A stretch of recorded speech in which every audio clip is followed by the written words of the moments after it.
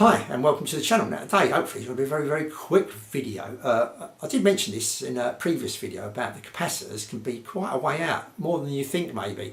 So I thought it's worth just doing that extra little video just to bring it to people's attention, because a lot of many people are going to watch the other video, may get some other people seeing the title of this video, think, let's go and see what this is about, and may go, oh, I didn't know that, because I certainly didn't know it, that's for certain. And I did do a recap of this Sansui 200, and someone did mention that manufacturers, not particularly this model, but manufacturers in the past, sometimes or maybe still in the present, put in bigger value capacitors actually required. It could be up to double. And I thought, oh right, okay, then I took his word for it. You know, I'm a pretty trustworthy person. Anyone leaves any comments, I go, fair enough. I don't expect people to tell me any lies, kind of thing. So I thought, fair enough. And I thought, just for a matter of interest, I'd try and find out a little bit more about it. So I wasn't going to do a search of the internet just to see, you know, what I could gather out of this. I thought maybe an interesting video to bring to the channel. And I didn't have to go anywhere at all really, because I had it in front of me. I've got the Sansui 200 receiver manual here. It tells me in there, and I didn't even know. So, you know, how surprised was I? Yeah, so normally when I come to replace, I mean, this is pretty much any part, transistors, capacitors, resistors, all that kind of stuff, I just use the circuit diagram. I see, sometimes if I change the capacitor, I may just whip it out. Think, well, I'll take it out and see what it's got written on the side. I just take it out, 200 microfarad. I'll plug a 200 or 220 microfarad. I'll stick a 220 microfarad in there, 50 volt, that one says 50, that's fine. Sometimes I may, if it's say 6.3 volts, I may stick a 10 volt in there or something like that, whatever I've got at hand that's going to fit in there. I don't usually go too far, I may put a 25 volt max, but something like that. You know, I usually keep it at a realistic size as well. Yeah, so other than that, if I didn't know the capacitor, I'll look it up on the circuit diagram, get the circuit diagram on the screen. It's going to tell me what it is. If it's a resistor, that's going to tell me the value of the resistor, saves me looking at the bars and getting the resistor code book out and all that kind of stuff. I just think that's a 220 ohm, I order a 220 ohm if that's reading high or low or whatever, or short circuit, put that in there, job done. No need to look any further. And I normally, you know, you kind of know in your mind that when, you know, when you come to buy a new capacitor, I may put it on my meter or a new resistor, that, you know, something, you get it and you test it, you think, oh, 220 ohms, it's reading, I don't know, 208, that's okay, it's within 10%, that's fine, let's stick it in there. Most resistors are plus or minus 10%, and capacitors, most capacitors are plus or minus 10%, though capacitors can go plus or minus 20%, they do, you know, have quite a big tolerance on them, capacitors, some of them, and if you buy, you know, more expensive capacitors, they may just have a 5% tolerance on them, something like that. It may get down to 2% or something like that. If you get a little bit more expensive than that, and they're more accurate. So yeah, after, like say, reading this person's comment, I've got the magnet, you know, I look at the actual parts list rather than look at the circuit diagram. I look at the parts list, and it, you know, as soon as I started resistors and capacitors, I looked at first of all plus or minus 10%, which is as normal kind of thing. It's not got till I got down the bottom of the page, and this is page 27 of this particular manual. That if I stick it up on the screen, you're going to know a little bit more what I'm saying here. That I'm not going to say all the capacitors, but let's just go through a few of these capacitors. We've got capacitor 803, it's 100 microfarad, but this can be minus, it mustn't be anything less than 100, it's minus 0, so it's got to be 100 microfarad. So if we've got a capacitor at 80 microfarad, it's probably not a good idea to stick it in here. We want to keep that, you know, to keep the amplifier as it should sound and as it should kind of work and act. And perform is the word, probably not act, as it should perform. We should keep that to make sure that when we get a new capacitor it reads 100 microfarad and no less, but we can go up to 100% more.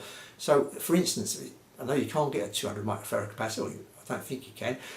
Say for instance you did have a 200 microfarad capacitor, you can stick that in there according to the manual. That's fine, that's going to do the job just as good, it may even do it better.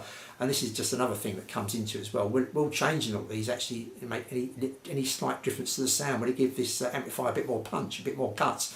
Will it just slightly change it tonally wise or anything like that? I do not know, but it's an experiment maybe you could try out, something that I'm not going to do because I haven't got the time now, and I've done a lot of experimenting and all that kind of stuff. I've kind of come to the end of all that, but I just thought I'd draw it to your attention that, you know, some of these you can change and the values can be double to what originally in there. So you may see 100 in there, you may look at the circuit diagram and see 100 in there, and in fact you can put, like say, up to 200, you can maybe put, I don't know, 160 or something like 170, whatever, you know, microfarads in between, if you get hold of one. But, you know, you may have, like I say, some capacitors laying around, you think, well, I can use that now. But also interesting, I'm always thinking, what difference will that make doing that?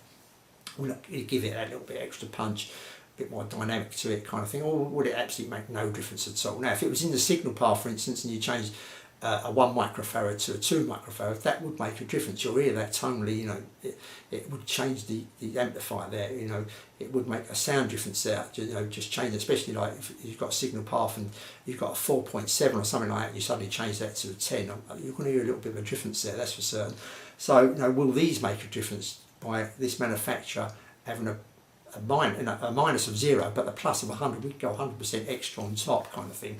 Like I say, maybe something, you know, I just thought I'd draw it to your attention, something that I've never come across in all the time I've done it. I very rarely look at this. It's only the reason I only look at this sometimes is that if it's not on the actual, you know, on the circuit diagram, you usually have the top half usually tells you all the values, and the bottom half just does a mirror image but no values kind of thing. You just have to look at the top half and match up with the bottom half to find out what the value is there as well. They're kind of in stereo. It's 2 separate amplifiers, and they're pretty much the same right across both sides. Both channels, should I say, are pretty much the same components. That's why they only show you on one side, save them reprinting it and getting a bit messy kind of thing. But yeah, usually, like I say, just look at the circuit diagram, or, you know, sometimes you get a bit lazy, I just look at the component on the board, just whip it out, capacitor wise, if it's got written on it what it is, and think, well, that's what I've got to replace it with. So it is well worth, I think, you know, getting hold of this actual magazine, you know, getting hold of the service manual, not just the circuit diagram, getting the rest of it as well, and having a look at what they actually say you can use. Because, for instance, you may take a 200 out, and they've used the 200, even though it says 100, but they had the kind of like, can't think of the word, but they could easily substitute that 100 for 200.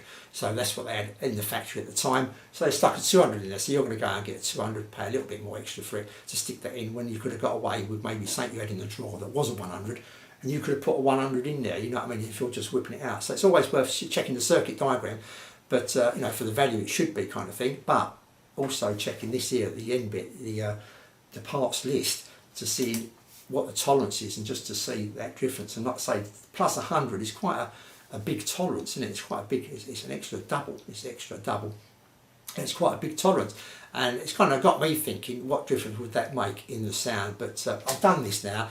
I'm not going to start whipping capacitors in and out. I've noticed if you go too many times in and out with capacitors, and you hold the soldering on there a bit too long, which you have to do sometime depending how you're taking the resistor out. I use solder braids, some people use solder suckers, etc. Some of these are 50 years old. Some of these tracks, obviously, are put down with glue. They start lifting. You know, people undo phones by putting heat on them and take the glass off. The heat kind of melts the glue, makes it less sticky kind of thing, and they can pull the front of the phone off. This is what it's doing to the tracks as well. So you've got to be a little bit careful, depending how these tracks were laid out, etc. Many years ago, they've been sitting there in damp conditions, all that kind of stuff. Some of them putting out too much heat on it, you could start giving yourself a few problems, which I have done in the past on an amplifier or two. The tracks have started lifting, so I've had to be extra careful. So I've done this now, but it's just like I say, it's something I thought I'd bring to you. Maybe you could experiment with as well, and just to let you know that it's in there, that you can use plus 100%, but no less than what it is. I think I've said it all now, and that's pretty much it. Okay, until the next video, I'll say thanks for watching, and I'll see you all soon.